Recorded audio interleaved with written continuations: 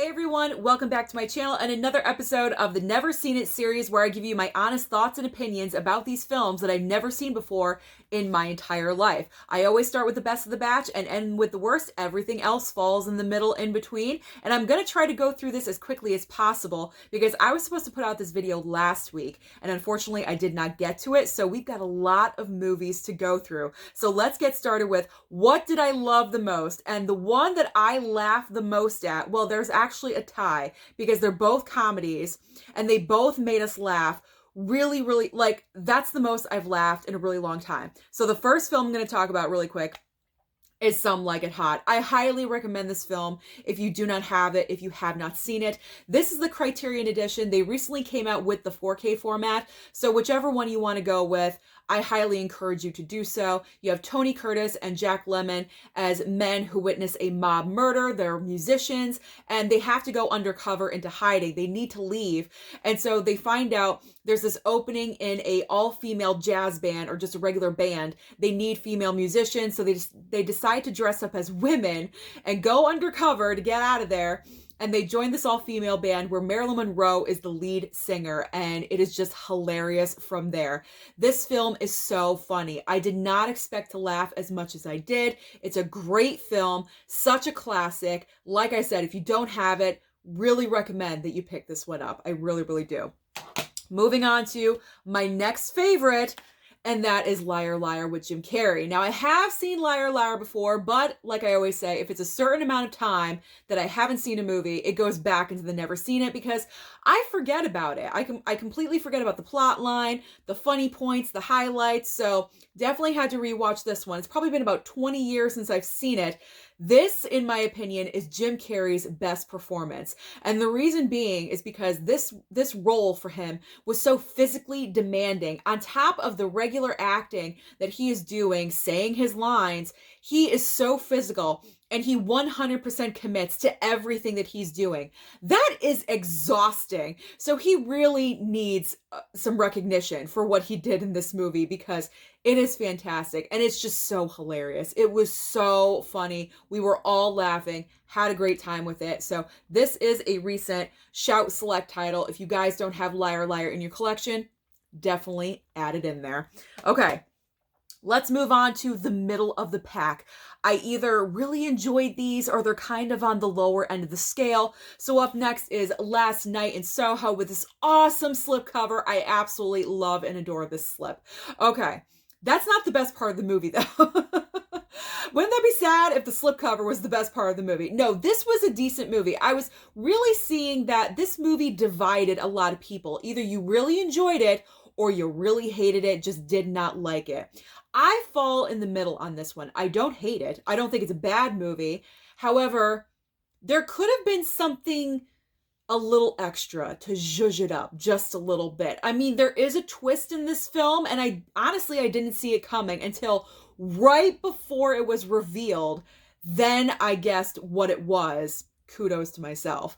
But, I mean, I guess it was kind of obvious if you think about it, but I can't hate on this movie. I did have a good time with it. I enjoyed where it was going. What I have to say is it became a little bit repetitive though, because our lead character of Thomasin McKenzie, she's having these visions of ghosts and it was very repetitive. It was all the time. I felt like they kind of it was filler. It was kind of filler because they didn't have any other material to work with. So that's the only thing that really bothered me about Last Night in Soho, but I don't regret buying this. Absolutely not. I love the slipcover. Absolutely love and adore. And Anya Taylor-Joy is really great in the movie. Everyone's great. The acting is really well done. So do I recommend Last Night in Soho? Well, if you love, I believe Edgar Wright is the director. Yes, Edgar Wright. If you enjoy his material and his work, then yes, I suggest that you pick this up to add it in. But it's not a, oh my God, you have to have it. You know, it's not one of those. But I do recommend that you try it and give it a watch. Maybe when it comes on to streaming, give it a watch. I don't know where it's going to come to streaming, but I'm sure it will eventually. And then if you love it, then pick up the physical media copy. I'm sure by then it'll be can I talk today? It will be on a sale. Okay. Boop, boop. Record. Okay. Let's move on to Tower Heist.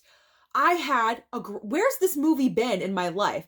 I was laughing so hard at this film. I really had a great time with it. This was a really late night watch, and it kept my attention, and I had a lot of fun. I stayed awake through the entire thing, so that's always a bonus. I mean, you have Ben Stiller, Matthew Broderick, Casey Affleck, this really random cast of people. Let's not forget Eddie Murphy. He was hilarious too. So Tower Heist, great pickup that I made. I bought this at Goodwill, brand new, for about, I think, $2.99. So worth it. It's an underrated film, underrated. So definitely pick it up, guys. All right, we have Groundhog Day on 4K. I obviously watched this on Groundhog Day because that's just how I am. I have seen this before in my life, but it's been a really long time, probably 10 years since I've seen this. So I definitely want to revisit it. And it was nostalgic for me. It brought back those memories of my younger days, and I really just had a great time with it. You really cannot go wrong with Bill Murray, so I always enjoy Groundhog Day. It's just a fun, good time to revisit that film. It's just one of those kind of like comfort movies. It falls into that category for me. Okay, next up is The Age of Adaline. This one was interesting. I did not know where I was going to fall with this movie. Either I was going to love it or I was going to hate it. I did not hate it. I don't absolutely love it. I'm thinking it might be a one-time watch for me, but I'll wait. I'm not going to get rid of it right away. But I am glad that I saw it. Blake Lively was decent in the role. She did some pretty good acting. Okay, it's the story of a woman that she has an accident, and because the result of that accident is she does not age. She stays the same age for like, what, 80 years or something like that? Could that happen to us in real life, please? Like, I will take it. I want to stay young forever. I don't want to age. But it was a very interesting original concept, and I will give it higher points because of that factor. So it was an enjoyable watch. I did enjoy The Age of Adaline. I forget who gave me that. I know a subscriber gave that to me and I forget, but thank you for sending that to me because I did enjoy it. Okay, up next. Spaceballs. Again, I have seen it. It's just really been a really extremely long time. Just okay. Just okay. You know, I'm starting to think that I don't really mesh with Mel Brooks's material because honestly, the only movie of his that I've really enjoyed was Young Frankenstein. Blazing Saddles, I could take or leave. Spaceballs, it's all right. And I'm not saying it's just all right because I haven't seen Star Wars. I know the basic concept of Star Wars, so I can understand this movie. I don't know. It's just like, okay, it doesn't make me laugh from my gut like I feel like I'm supposed to with a Mel Brooks movie. Just doesn't happen for me. I did not get there. It's just like, okay, I watched it and I'm done now. Next up, we have this one. Okay, this one was very interesting, and the ending made me laugh hysterically, and that's John Carpenter's They Live. This movie is so weird and so quirky, but I get it. I'm understanding a little bit more of John Carpenter's material because obviously he's so well known for the Halloween franchise and, you know, just Halloween in general. He hasn't done the whole franchise, but, you know, the first movie, Halloween, that's what he's known for. So it's nice to go outside of the box and experience more of his material. And this was a random buy at Best Buy. I couldn't find anything else to pick up, so I picked up They Live. And I was enjoying it. I was there. I was watching it. I was immersed in this. And the way it unfolded was just extremely interesting and hilarious. And like I said, the very last scene, I cracked up because of what it is. If you've seen this movie, you know what it is. And then the credits just started rolling. And I looked at my mom and I said, "That's it?" And we just both cracked up and started laughing. Do I recommend this? Probably yes. If you love John Carpenter and his material, then yes, I would say pick this up, add it into your collection. John Carpenter is an interesting human being. He really, really is. The more that I'm watching his diverse collection of movies that he has done, it's just getting more interesting. I'm enjoying exploring his stuff. So let's move on. Let's just move on. That's all I'm going to say. Let's move on to The Dry. This was sent to me by a subscriber. I was thinking about picking this up in store, but I was like, I don't know. And it got sent to me. So I decided to give it a watch because it is a rattling good mystery thriller. And it was a good mystery thriller, but the only problem for me with this is I'm not sure if this is a rewatch for me. This might be a one and done because, okay, I've experienced it. I don't need to see it again.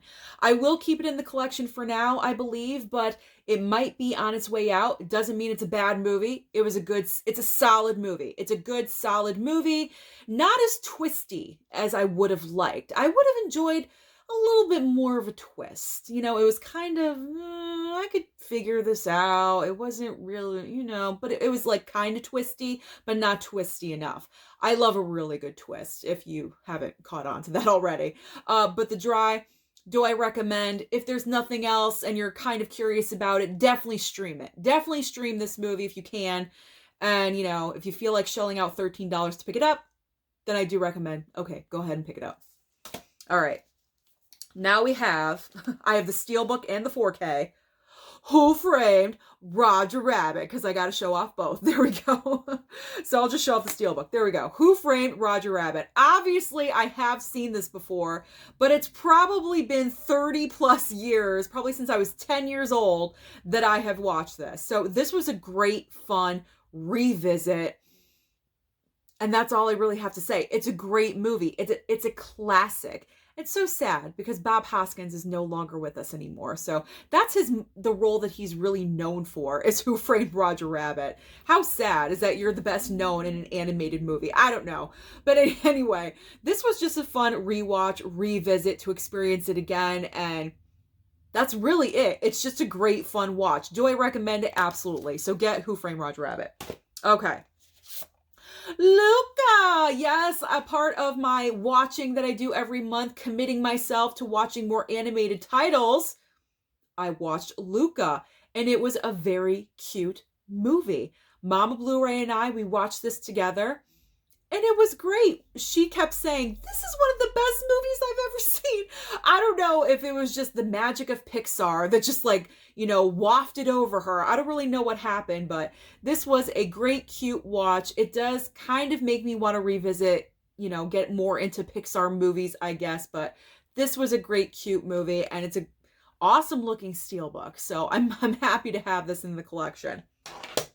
Oh, my movies are already starting to pile over. All right. From one extreme to another. Luca, and then we have Full Metal Jacket. Okay. This was a rough watch. This was rough. I mean, the first, I'd say, hour is just yelling by a drill sergeant and pretty much telling everyone, all of the newbies, that they're garbage, and he's picking on Vincent D'Onofrio's character like mad, like crazy. It's bullying, oh my God, I almost couldn't take it. I almost was like, let's shut this off. But no, I wanted to get through it. I mean, if you want to see what war is really about, being in the army is real, watch this. This is like the perfect example. I know this is Stanley Kubrick, right? Yeah. And the way this was directed, it was kind of weird because it didn't seem like it flowed as a movie. It was kind of just like a bunch of scenes, independent, like all cut together and made into a film. There was no ebbing and flowing of the movie, if you know what I'm saying. It was kind of weird.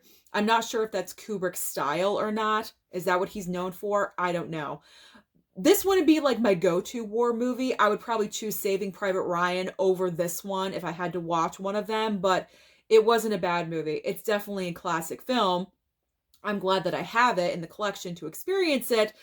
But like I said, it's a very difficult watch. So I'm not sure how many times I could watch this, but I'm glad that I finally did because it's been in my collection for well over a year. So finally got to this one. Watched this one last night. Texas Chainsaw Massacre with Jessica Biel. Is this like the reboot, remake? I don't know. The Texas Chainsaw franchise is the most confusing to me because there's sequels, there's prequels, there's reboots, remakes, I don't know. And I'm confused as to what this is. Is it a remake? I don't know. But this one, I expected it to be a lot bloodier and gorier, and it wasn't. It was actually kind of tame. I was shocked. And to actually have someone make it out of there like Jessica Biel did, as a final girl, I was actually surprised. I wasn't expecting anyone to live. Spoiler alert, but this has been out for a really long time, so it's really not a spoiler. But anyway, it was my mom's, Mama Blu-ray's first experience with the Texas Chainsaw franchise. And she was, hovering, the blankets were, up to her nose like this, and she was kind of scared, but she made it through okay. It's a good solid watch. It's a good movie. It's not overly gory. Like I said, I expected a little bit more, but it's still disturbing. God damn, it is still disturbing. All right. Valentine! Had to watch this on Valentine's Day. Had to. This one's a cheesy good time. It's just so mindless. It's so mindless. It's so simple. You don't have to think about it. It's a great, quick, fun watch for Valentine's Day. If you love horror movies and you like slashers, then I definitely recommend that you pick this up. I got this when Scream Factory was having their sale. I was so lucky. I got the slipcover with it. It's just a good time. You get a very young Denise Richards and Marley Shelton, like all the popular girls of that day in the 90s, I believe, when this came out. So this was fun. It has some pretty decent kills, I gotta be honest. So I do recommend Valentine. Indeedy, I do. All right. We're getting through the pile. I told you there was a lot. Okay. Juice. There we go. Juice. All right. I'm going to be honest. I fell asleep during it and I woke up right towards the end. So I do have to rewatch this again. From what I did see, though, wow, this is one heck of a movie. Okay, so Omar Epps and Tupac Shakur give one hell of a performance. They both do in this film. My God. Tupac Shakur proves that he was a great actor in this movie. He really does. Movies like this educate me because obviously I do not come from a place where I would experience living like this. So this definitely opens up my mind and horizons about how other people live and their experiences. And this is why we watch movies, because we want to know, we want to educate ourselves about different things and different people and how they live. And this is definitely one of those films. So like I said, I do need to rewatch it again, but I did enjoy what I saw. I just want to rewatch it because I want to see those performances, because from what I saw, Omar and Tupac were fantastic and I want the full-on experience. So Juice, there we go. Steelbook, looking good. If you hear meowing, it's my cat. She's beyond the door. Okay. Up next, Psycho collection. I'm dedicating myself to getting through my collection. So I got through Psycho already. I have seen the first one, obviously. It's iconic and classic. So I watched 2, 3, and 4. And pretty much my ranking would go 1, 2, 3, 4. From the best to the worst. Because Psycho 2 is a very decent sequel. I was actually surprised on how good it was. And then 3, and then 4 is like what are we doing? Like, what was this? Anthony Perkins wasting his life away on the telephone talking to a radio DJ. No, that is not a movie. I do not want to be seeing that. So yes, Psycho, it starts off great with 1 and then it just goes downhill from there. But I am happy to have this collection. I picked it up off of Amazon for only $12, like $12.99, I believe. So that was a steal. So I'm glad I finally got through this Psycho collection. Silent Night, Deadly Night. How do I go from Psycho to Silent Night, Deadly Night? Okay, talk about one of the quickest watches in history and also one of the simplest plots ever. A little boy sees his parents be slaughtered by a Santa Claus on Christmas Eve. He becomes very disturbed, obviously. He goes to an orphanage. Something clicks in his head where he puts on the Santa suit and he starts killing everyone. That is the plot of this movie. It is basic. It is simple. It is not complicated. Sometimes you just need movies like this, and I appreciate it for its simplicity. So Silent Night, Deadly Night, and I have the second one, but unfortunately it's not working. I have to email Shout Factory to see if I can get another one because I can't play the disc. I tried so many times and I just cannot do it. So I'm glad I have the first one. Very, very simple watch. Very mindless. Okay. Love Story for Valentine's Day. This one, I've always heard the obvious iconic line, love means never having to say you're sorry. Okay, I knew that was from Love Story, but I'd never seen it, so I wanted to experience it. Honestly, it left me underwhelmed. This title left me underwhelmed. I was expecting some epic love story. I did not cry during this movie. And usually I I have emotion, believe it or not. I can cry. I can get there. And I did not shed one tear when it came to this movie. I'm not sure if it was the time period or I just didn't feel the connection between the two actors. I don't know what it was. Yeah, I believe that they could be in love, but I didn't feel like it was this epic love story. I felt like they didn't build the love story enough for me to have that emotion to cry. So that's my justification for not crying at Love Story. It's all right. I mean, I'm going to keep it. It's Paramount Presents. I'm not getting rid of this, but I was underwhelmed. I was underwhelmed by Love Story. I got to be honest with you. If you want to talk about it, let's talk about it. Comment down below. I think my cat's in my closet. Do not mind her. All right.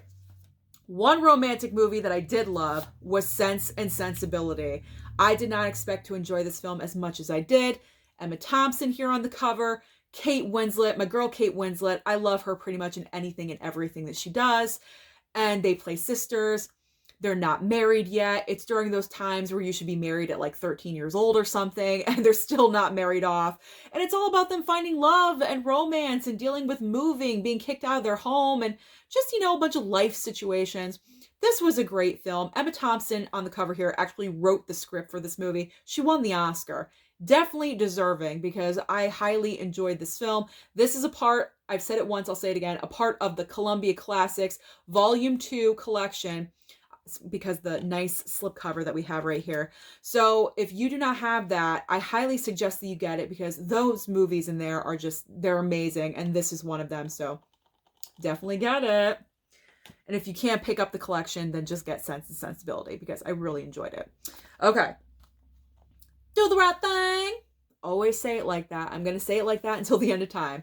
So like with Juice, same reason why I enjoy movies like this, because obviously I do not live in an area. I did not grow up with this kind of experience. So it educates me and drops knowledge on my brain. And I stayed awake this time because the first time I watched it, I fell asleep about halfway through, woke up right towards the very end.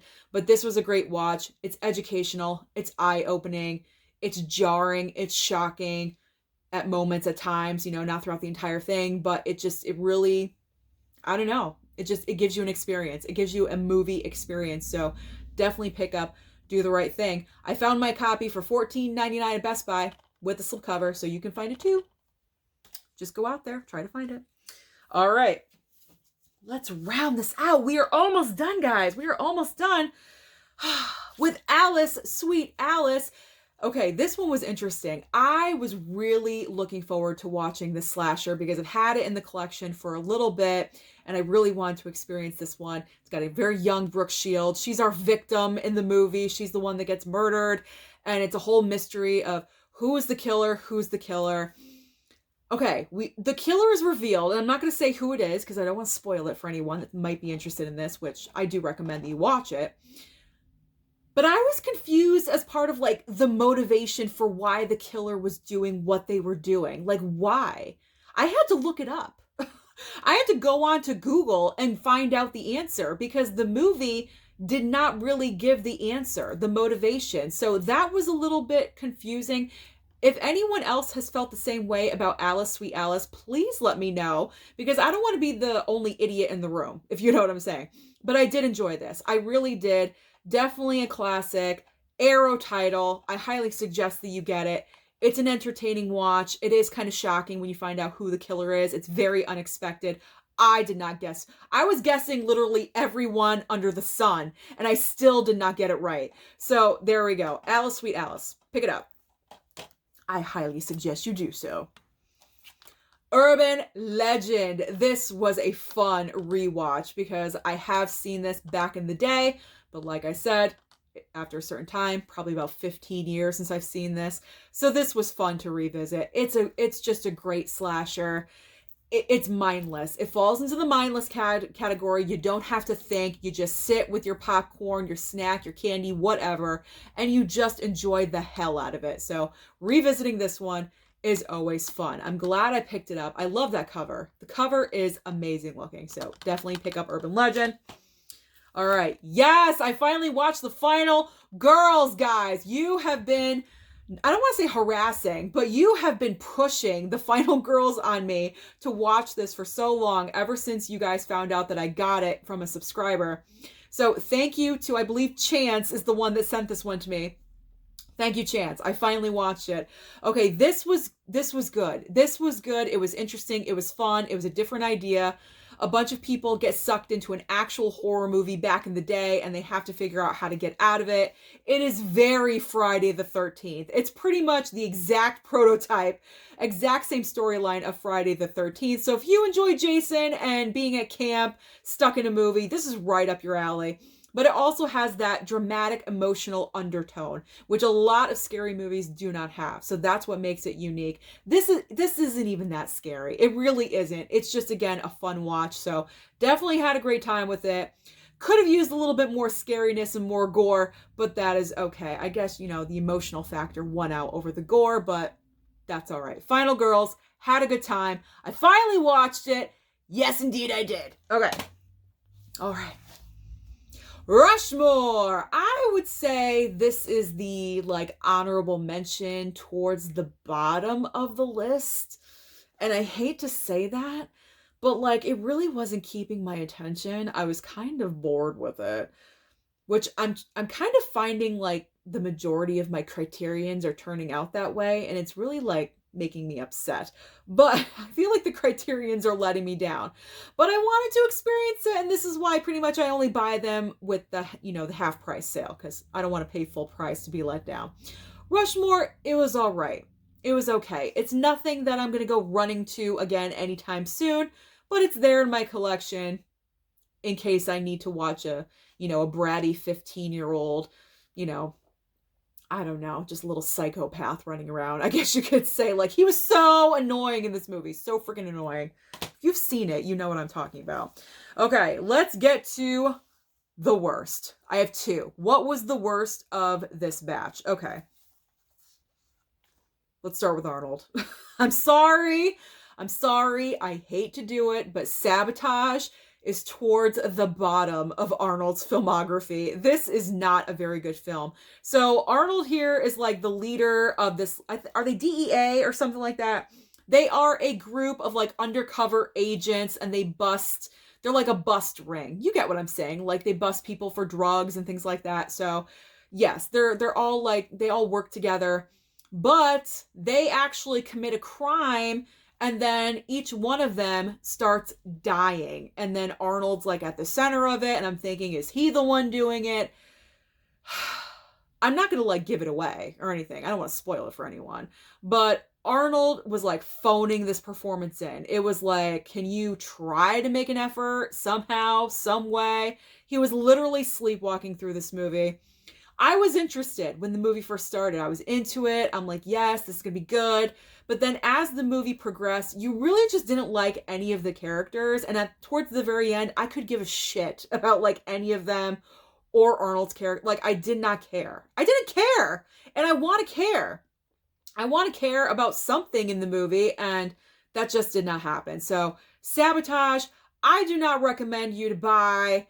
I don't recommend you to like watch tomorrow. It's not worth it. If you want to catch it on streaming, do that. Don't buy it on physical media. It's not worth it. That's why I'm here. I'll buy it and I'll let you know. And it's not. So we'll just go like that. But the worst one of this batch is Wrong Turn, remake, reboot, whatever it is. Now, I picked this up at Walmart because I found it on sale for about $7, and I thought, wow, that's a good deal. Let me pick up that. So I did. And I haven't seen any of the previous Wrong Turn movies because I heard you didn't really need to see those to, you know, understand what's going on with this one. So that was great. I thought, okay, I'll watch it. Now, I was all for what was going on in this movie until about halfway through, when it kind of, the concept flips a little bit. Okay, so it's 5 friends. they're, taking a hiking trip, of course, and they're, they're out and they're even warned, don't go off the trail. What do? They go off the goddamn trail. Now they're stuck in the woods.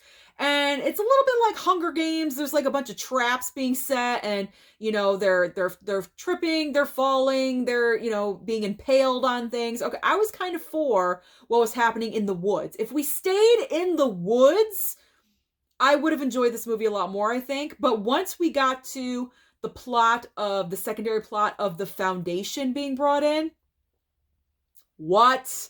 This movie went completely 180 for me. I did not enjoy that entire concept of how they got sucked into that, started living that lifestyle.